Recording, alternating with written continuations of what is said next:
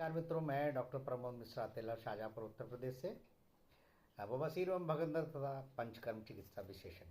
मित्रों, आज डिस्कस करते हैं एक नई दवाई के बारे में जिसका नाम है कूष्मांड, या इसको पेठा भी कहते हैं। आगरा का पेठा बहुत ही मशहूर है। तो देखिए, दुनिया की सर्वश्रेष्ठ मिठाई यदि कोई है, सबसे सस्ती और सबसे अच्छी है, वो है पेठा, कूष्मांड।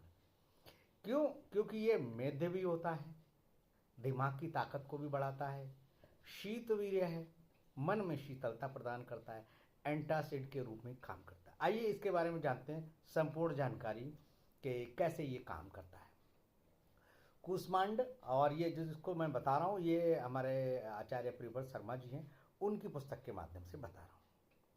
कूष्मांड ये वर्ग है, इसका वल्ली फल है और कुल इसका कोशातकी कुकुरबिटेसी कुल है। इसका जो साइंटिफिक नेम है वेनिन कासा हिस्पिडा है और इसे कूष्मांड यानी कि नास्ति उष्मांडेसु बीजेसु यस्य, अर्थात जिसके बीजों में उष्णता ना हो, इसके बीजों में उष्णता नहीं होती, इसका मतलब है कि शीतलता प्रदान करता है। इसको पुष्प फल नाम से भी जाना जाता है। पुष्प के साथ इसके फल लगते हैं। वृहत फल, ये वृहत फल चूँकि ज़मीन पर अक्सर इसकी बेल पौड़ी होती है, तो ये काफ़ी बड़े साइज का हो जाता है, जैसे कद्दू वगैरह होते हैं उस तरह के, कद्दू तरबूज होते हैं उस तरह का हो जाता है। बल्ली फल, लता जाति का फल होने से इसे बल्ली फल भी कहते हैं। अब हिंदी में इसे पेठा कहते हैं, कहीं कहीं इसे कुम्हेड़ा भी कहते हैं। और इसकी बड़ी आरोही लता वर्षायु होती है, अर्थात इसके समस्त भाग मृदु रोगों से व्याप्त होते हैं, मृदु रोमों से व्याप्त होते हैं। समस्त भाग जो है मृदु रोमों से प्राप्त होते हैं। छोटे छोटे रोमस होते हैं, सूत्र द्विविभक्त होते हैं और पत्ते 4 से 6 इंच व्यास के गहरे हृदयाकृति होते हैं। इसका जो पत्र वृंत होता है, डंठल होता है, वो भी रोमस होता है और 1 से लगभग 3-4 इंच लंबा और नीचे की ओर क्रमशः चौड़ा होता है। तो इसका जो समस्त भाग है वो रोमस होते हैं, बहुत हल्के हल्के और रोम से पाए जाते हैं। पुष्प लगभग 2 इंच व्यास का होता है, 2 इंच लगभग, और पीले वर्ण का होता है, एकल और अक्षीय निकलता है। पुष्प एक लिंगीय, पुष्पदंड स्त्री पुष्पदंड की अपेक्षा लंबा होता है।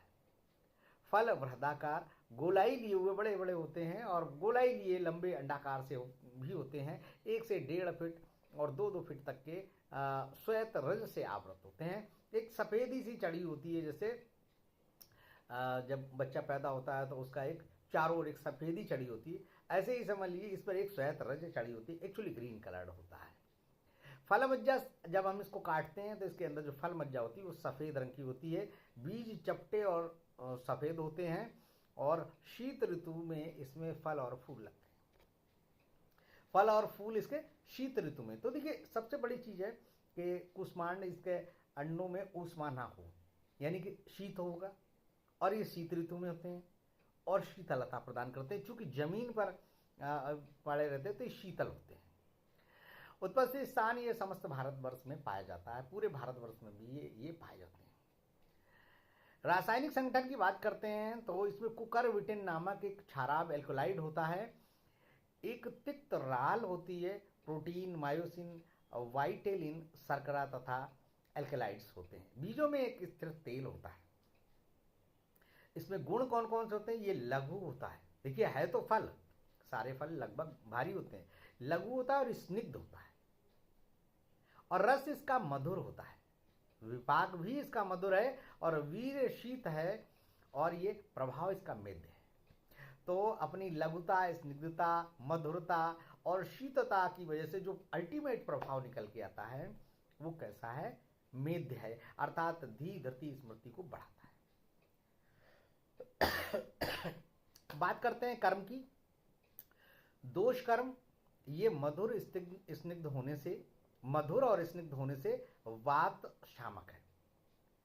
मधुरता और स्निग्धता क्या करती है? दोनों ही वात का समन करती है, क्योंकि वात का क्या है, जो रुक्ष गुण है वो स्निग्ध से समाप्त होता है, और जो वात का उष्ण गुण है, रुक्षा, शीतो, लघु, सूक्ष्म, चल, विशद, खर, यानी कि विषता है, खरता है, जितनी रुक्षता है वो स्निग्धता से, और मधुर गुण जो है वात के अनुगुणों पर प्रभाव डालता है। पित्त शामक भी है तथा क्यों है पित्त शामक? क्योंकि मधुर शीत की वजह से पित्त शामक है। और ये मैं अभी कह ही रहा था कि जो इसका मधुर गुण है वो वात पित्त दोनों को शांत करता है। तो कहा जाएगा कि वात पित्त शामक है। पक को कुष्मांड सर्वदोषहर कहा गया है और पका हुआ कुष्मांड तो त्रिदोष है, वात पित्त और कफ को भी शांत करता है। सांस्थानिक कर्म की बात करते हैं तो वायु इसका बाहरी लेप लगाने से संताप हरे दाह प्रश्न। यदि कहीं कोई व्यक्ति जल गया हो तो इसका जो फलमज्जा है उसको वहां पर लगा देते हैं तो वहां पर शीतलता प्रदान करता है और ताप को संताप को हरता है। अभ्यंतर आंतरिक तौर पर जब हम इसका प्रयोग खाने में करते हैं तो ये मस्तिष्क के लिए जो उन्मादी होता है, जो उष्णता होता है, जो पित्त का प्रकोप होता है, जहाँ पर पित्त की वजह से माइग्रेन हो जाता है, उसको शांत करता है, सिर के दर्द को शांत करता है। इसके अतिरिक्त ये बलदायक भी है, ताकतवर भी है। इससे मेधा शक्ति बढ़ती है, हमारी स्मृति शक्ति बढ़ती है और ये निद्रा जनक भी है। देखिए मन शांत रहेगा, मन में शीतलता रहेगी तो निद्रा बहुत अच्छी आएगी, नींद लाने वाला है। पाचन संस्थान में क्या क्या काम है इसका? मधुर और स्निग्ध होने से ये अनुलोमन और तृष्णा निग्रहण है। इसका जो मधुर गुण है और स्निग्ध गुण है ये क्या करेगा? अनुलोमन गैस को भी आगे बढ़ाएगा, पेरिस्टाल्टिक मूवमेंट को ठीक रखेगा और ये तृष्णा निग्रहण अर्थात प्यास को भी हरता है, प्यास कम लगेगी। इसके बीज क्रमिग्न है, बीज इसके उष्णता नहीं है लेकिन क्रमिग्न है, कीड़ों को मारते हैं, कीड़ों को बाहर निकाल। विशेषता टैप बर्म या फीता कृमि पर इनका बहुत अच्छा प्रभाव होता है। वैसे तो पलाश का भी बड़ा अच्छा रोल है, विडंग का बड़ा अच्छा रोल है, परंतु यहाँ पर कूष्मांड बीज भी, पेठा के बीज भी बहुत कारगर है। रक्तवाय संस्थान में, ब्लड सर्कुलेटरी सिस्टम में ये मधुर और स्निग्ध होने से, मधुर और स्निग्ध गुण इसका देखिए कितना कार्य है, यानी कि कहीं पर भी रुक्षता नहीं बढ़ने देगा स्निग्धता से और मधुर पित्त शामक के रूप में, वात शामक के रूप में काम करेगा। तो ये मधुर और स्निग्ध शीत होने से हृदय है, कार्डियोटॉनिक है, हृदय के मांसपेशियों को बल प्रदान करता है, हृदय में शीतलता प्रदान करता है, हृदय की उष्णता को कम करता है, रक्त की उष्णता को कम करता है और रक्त पित्त शामक है, यानी कि रक्त की अम्लता को कम करता है। ये शोणित स्थापन भी है जिससे बहता हुआ रक्त रुक जाता है। यदि कहीं पर रक्त बहुत तेजी से बह रहा हो तो रुक जाता है। मैं जितने भी मेरे पाइल्स फिस्टुला के मरीज होते हैं, पाइल्स के खासतौर से इंटरनल हेमराइड्स के, ब्लीडिंग पाइल्स के, मैं कहता हूँ भैया पेठा का सेवन अवश्य करो, रक्त स्तंभक है। वैसे तो दूब घास का बड़ा अच्छा प्रयोग है, दूब घास का स्वरस जो है वो बहुत अच्छा रक्त स्तंभक है, उसमें भी मधुर और शीत वीर्य की वजह से श्वसन संस्थान में ये मधुर स्निग्ध होने से फुफ्फुस के लिए बल तथा क्षयनाशक है। अब फेफड़ों के लिए बल भी प्रदान करता है और जहाँ पर क्षय रोग होता है वहाँ पर बड़ा अच्छा काम होता है। मूत्रवाय संस्थान शीतवीर्य होने से, मधुर होने से तथा क्षारीय होने के कारण ये मूत्र जनन भी करता है। पक्व कूष्मांड विशेषता अवस्थित शोधन करता है, यानी कि मूत्र का निर्माण जो होता है, जहाँ जिनको बहुत ज़्यादा बार बार यूरिन आ रहा है और मल हार्ड हो रहा है तो वहाँ पर भी बड़ा अच्छा काम है, क्योंकि ये फलमज्जा होती है, जाकर के ये अनुलोमन बढ़ा करके और हल्का सा मृदु वरीचन की तरह कार्य करेगा और मल त्याग बहुत अच्छा होगा, तो मूत्र का निर्माण भी प्रॉपर हो जाएगा और जो मूत्र जनन होगा तो आपका अंदर की स्वेलिंग वगैरह कहीं पर आ जाती है, जैसे पुनर्नवासोथ को दूर करता है, गोक्षुरु जो है वो मूत्र की मात्रा को बढ़ा देता है, तो उसी तरह से पुनर्नवा की तरह काम करेगा। प्रजनन संस्थान में मधुर स्निग्ध होने से शुक्र धातु को बढ़ाता है। अब चूंकि मधुर स्निग्ध इसका गुण है, शीतवीर्य है, तो इसको क्या बढ़ाएगा? शुक्र धातु उष्णता को कम कर देगा। आपने महसूस करा कभी टेस्टिस जो हैं वो आउट ऑफ एब्डोमेन होते हैं, क्योंकि बॉडी का टेम्परेचर 37 डिग्री सेंटीग्रेड है और वहाँ पर चाहिए तापमान कम चाहिए शुक्र निर्माण के लिए, शुक्र की संख्या बढ़ाने के लिए। तो ये मधुर शीतवीर्य है, तो ये क्या करेगा? शुक्र जनन भी है, आपके शरीर के ताप को सामान्य रखेगा। त्वचा और तापक्रम, ये शीतवीर्य होने से दाह और असंताप को भी दूर करता है। खाते हैं तो शीतवीर्य होने से हमारे शरीर में होने वाली हथेली तलवों में आग, मुंह में छाले पड़ जाना, पेट में जलन होना, मूत्र में जलन होना, इस सबको शांत करता है। सातवीं कड़ी ये मधुर स्निग्ध होने से वल्य और ब्रह्मण भी है, जो लोग बहुत कमजोर हैं, पतले दुबले हैं, तो उनके लिए बहुत लाभकारी। हम प्रयोग की बात करते हैं तो वात पित्त सामक होने से ये वात पैतिक विकारों में इसका बहुत अच्छा प्रयोग है। सांसानिक प्रयोग में मैं पहले ही बता चुका हूं। दाह में दाह जहां पर हो रही है, फल मज्जा का लेप कर देते हैं। अग्नि दग्ध में फल मज्जा तथा पत्र सरल लगाने से लाभ मिलता है। जहां पर भी अग्नि से जल गया हो, फल मज्जा लगा दें, पत्रों का सरस लगा दें, वो शीतलता प्रदान होती है। वात पैतिक सिरो रोग में इसके बीजों का तेल सिर में लगाया जाता है। क्यों? कुष्मांड जिसके अन्न में, जिसके बीजों में उष्णता ना हो, तो ये इसके बीजों का तेल जो निकाला जाता है, वो वात पैतिक सिरो रोग में, माइग्रेन में बहुत लाभकारी। आभ्यंतर नाड़ी संस्थान में मस्तिष्क के लिए वलदायक होने से इसका प्रयोग उन्माद आदि मानस विकारों तथा सामान्य मस्तिष्क दौर्बल्य, स्मृति ह्रास आदि में किया जाता है। मैं पहले ही बता चुका हूं। तो ये अपने मधुर स्निग्ध और शीतवीय होने की वजह से इसका जो प्रभाव मेद्य है, तो मन को वलदायक है, ब्रेन को भी बढ़ाता है। उन्मादी लोग जो होते हैं उनके लिए बहुत फायदेमंद है। उन्मादी जो पागलपन है, जिनको गर्मी लगती है, जो बाल नोचने लगते हैं। पाचन संस्थान में अनुलोमन होने से इसका प्रयोग विबंध तथा तजन्य उदर विकारों में करते हैं। अनुलोमन होगा, गैस जो इंटेस्टाइनल पेरिस्टाल्टिक मोमेंट बढ़ेगा और प्रॉपर मल का जो विबंध हो गया है उसको भी मुलायम करके और सही से मृदु विरेचन, मैंने बोला था। तृष्णा निग्रहण होने से तृष्णा रोग में लाभकारी है। जिनको बहुत ज़्यादा प्यास लग रही है, वो अब जैसे कोई डायबिटीज़ का मरीज है, बहुत ज़्यादा प्यास लगती है, तो आप उसको फल मज्जा का इसकी सब्जी बना करके प्रयोग कर सकते हैं। इसका पेठा का, बट ये चाशनी में नहीं उबालें, उबाल कर जैसे पेठा बनाया जाता है जनरल खा सकते हैं, बहुत अच्छा लाभकारी।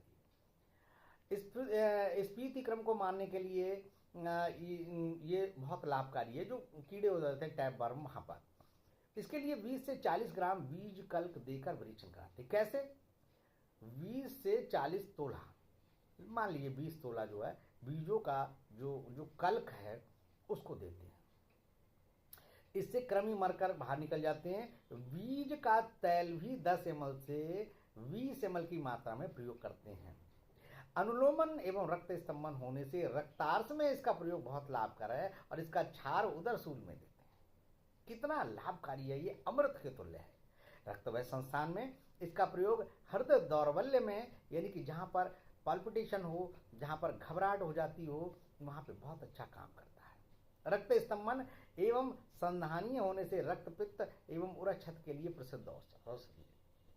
किसी को राग यक्ष्मा हो गया, कमजोरी है, धातु पौष्टिक टाइप का, ये बहुत अच्छी काम करती है और रक्त स्तंभन करती है। श्वसन संस्थान में वल्य होने के कारण इसका प्रयोग क्षय, राग यक्ष्मा आदि में करते हैं। इससे फुफ्फुस तथा सारे शरीर को बल मिलता है। फेफड़ों को तो बल मिलता ही मिलता है, समस्त शरीर को भी बल मिलता है। और खांसी, ज्वर, दाह आदि शांत हो जाते हैं। यदि मुंह से खून आता है वो भी बंद हो जाता है। तो पेठे का प्रयोग कितना लाभकारी है। मूत्रवय संस्थान में इसकी फलमज्जा एवं बीज मूत्र कक्ष, मूत्राघात, अस्मरी आदि में देते हैं। पेशाब में जलन हो रही है, पथरी हो गई है, बार बार यूरिन आ रही है, वहां पे बहुत अच्छा लाभकारी है। प्रजनन संस्थान में शुक्र दौर्बल्य में इसका प्रयोग करते हैं। जहां पर इम्पोर्टेंसी का मरीज है, शुक्र कम बन रहा है, स्पर्म क्वांटिटी कम है, मोर्टेलिटी कम है, मार्फोलॉजी गड़बड़ है, वहां पर बड़ा लाभकारी।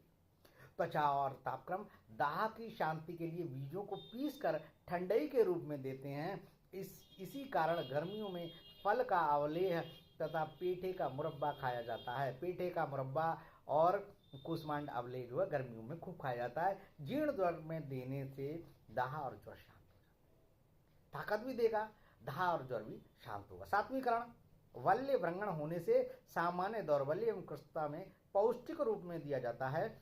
इसका फल स्वरस पारद विष को दूर करने में लाभकारी। पारद विष कई बार ऐसा होता है, टेम्परेचर नापने के लिए पारा लगाया जाता है और टूट जाता है, तो पारद यदि अंदर चला गया उसके विष को शमन करने के लिए देते। तो जहाँ पर हम जितने भी पारद और गंधक की कजली वाले जो रस होते हैं उनको देते हैं अधिक लंबे समय तक, तो वहाँ पर जैसे आरोग्यवर्धिनी बटी ही 3 महीने देनी है, तो साथ में हम क्या करें कि कुष्मांड अवलेह जरूर चला लें। प्रयोजन में कौन कौन से हैं? इसके फल का प्रयोग, इसके बीज का, इसका बीज तेल का प्रयोग करते हैं। मात्रा कितनी है? 10 से 20 ग्राम फल का। और लोग तो पेठा आधा आधा किलो खा जाते हैं, है ना। नुकसान नहीं होने वाला है, बट ज़्यादा मात्रा में गड़बड़ रहता है। बीज चूर्ण 3 से 6 ग्राम और बीज तेल 5 से 10 ml तक दे सकते हैं। इसके जो विशिष्ट योग बने हुए मार्केट में आते हैं, कूष्मांड अवलेह नाम से आता है, कूष्मांड गुड़ कल्याणक नाम से आता है, कूष्मांड घृत नाम से आता है। आप ले सकते हैं मार्केट में। और पेठा तो बिकता ही है, आगरा का तो पेठा वैसे भी मशहूर। इसके बारे में क्या कहा गया है? मूत्राघात हरम प्रमेह समनम क्रक्षास्मरी छेदनम विड मूत्रग्लपनम त्रसार्ति शमनम जीर्णांग पुष्टिप्रदम वृश्यम स्वादुतरम तरो अरोचकर हरम बल्यम चापितापहम कूष्मांडम प्रवरम वदन्ति विसजो वल्ली फलानां पुनः कूष्मांडम रंगणम वृश्यम गुरुपिता श्रवातनुत बालम पित्तापहम शीतम मध्यम कफ कारकम वृद्धम नातिहिमं स्वादु सक्षारम दीपनम लगो वस्य शुद्धिकरम चेतो रोग हर्त सर्वदोषजित। भाव प्रकाश में ऐसा बोला गया है। चरक सूत्र स्थान में 27 में भी कहा गया है, संचारम पक्व कूष्मांडम मधुराम्लम तथा लघु सृष्ट मूत्र पुरीशम चा सर्वदोष निवारणम। सूत्र स्थान 46 में पित्तग्नम तेसु कूष्मांडम बालम मध्यम कफावहम शुक्लम लघु उष्णम सक्षारम दीपनम बस्ति शोधनम सर्वदोषहरम हृदयम पथ्यम चेतो विकार्यम। आगे सूत्र स्थान 45 में भी कहा गया, कूष्मांड प्रवर्तीनां तैलानि मधुराणि मधुर विपाकानि पात पित्त प्रसन्नानि शीत वीर्याभिषंदिनी श्रेष्ठ मूत्राण्य अग्नि साधनानि चान। That was all about the कूष्मांड पेठा कुम्हेड़ा के बारे में। और बहुत मेहनत से मैंने इसको बनाया है, मुझे बहुत अच्छा ड्रग लगा। तो वात पित्त हर, जिनका वात बढ़ता है, जिनका पित्त बढ़ता है, वहाँ पर बहुत लाभकारी है। अधिक जानकारी के लिए संपर्क करें 7007216775। जय हिंद, जय भारत, जय आयुर्वेद। नमस्कार।